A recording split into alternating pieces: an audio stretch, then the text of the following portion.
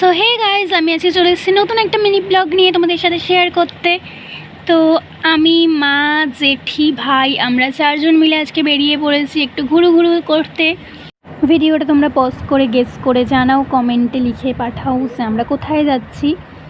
আর এখানে তো চলেই এসেছি যেখানে আমাদের আসার কথা ছিল, আমাদের পাপানের কাছে। আমরা সময় পেলেই এখানেই চলে আসি, কারণ আমাদের বাড়িতেই পাপান সবসময় থাকতো। তো ও এখন থাকে না, তো আমরা ওকে খুব মিস করি। তো আমার দিদির শ্বশুরবাড়ি তো সামনেই, তোমরা সবাই জানো। তো আমার কোলে উঠেছিল পাপান, মানে আমি গিয়েই নিয়ে নিয়েছিলাম, তারপরে মা নিয়ে নিল ওকে কোলে, নিয়ে আবার ভাই নিল কোলে। তো এই হয়ে যাচ্ছিলো, আমরা সবাই মিলে ওকে চটকু পটকু করছিলাম। আর ওর মামায়ের কোলে গিয়ে তো খুব মজা পেয়েছে, একটু হেসেও দিল। পাপানের তো খুব মজা, একটা কোল থেকে আরেকটা কোল, আরেকটা কোল থেকে আরেকটা কোল। তারপরে এখানে জেঠি সিঙ্গারা দিচ্ছিলো আর দিদি চা করছিল। ও যেহেতু খুব ভালো একটা চা করতে পারে না, তারপরে সেদিনকে যাই হোক ভালোই করে ফেলেছিল চাটা। তো আমরা সবাই চা খাচ্ছিলাম এখানে বসে, আর দিদি তারপরে নামছিল সিঁড়ি দিয়ে, আমিও ওর সাথে নামলাম। এখান থেকে আমরা ডমিনোজের পিৎজা কালেক্ট করলাম, তো পিৎজা খেলাম অল্প স্বল্প সবাই মিলে। আমি যাই খাই সব তো ভাইকে দিয়েই খাই, সে যতই ভাই খাক আর না খাক। তো আমি এখানে লাফিয়ে লাফিয়ে নামলাম। তো আমি সারাক্ষণ এরমভাবেই লাফাতে থাকি। আর এই ধোসাওয়ালা কাকুটা দিদিদের পাড়া দিয়ে যায় সানডে আর আরেকটা মাঝখানে কোনো একটা দিন, তো খুবই ভালো ধোসা বানায়। তো ধোসা নিয়ে আমরা ওপরে উঠছিলাম আস্তে আস্তে। আমার সোনা ছেলেটার এখানে খিদে পেয়ে গেছিলো, তো ওই জন্য আমি একটু ক্যামেরাটা সেট করে ওকে নিয়ে খেলছিলাম।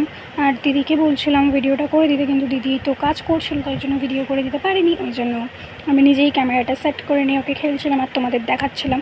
আর আমি শুধু এটা ভাবি যে ও যখন বড় হবে আর ভিডিওগুলো দেখবে, তখন ওর বেশ ভালোই লাগবে যে হ্যাঁ, ওর মাম্মার সাথে সবসময় খেলতো, সবসময় ওকে চটকাতো। ও খুব হয়তো রেগেও যেতে পারে ভিডিওগুলো দেখার পর, জানি না ওর রিয়াকশানটা কীরকম হবে। আর পুপুনের বেলা তো আমার কাছে ফোন ছিল না, তো ওই জন্য বেশি একটা ক্লিপ আমার কাছে নেই। ওর সাথে যা ছিল টুকটাক রিলসেই আছে। আর এখানে দিদি ওর শাড়ি বের করে দেখাচ্ছিলো, এই শাড়িটা আমাকে দেখানো হয়নি বলে।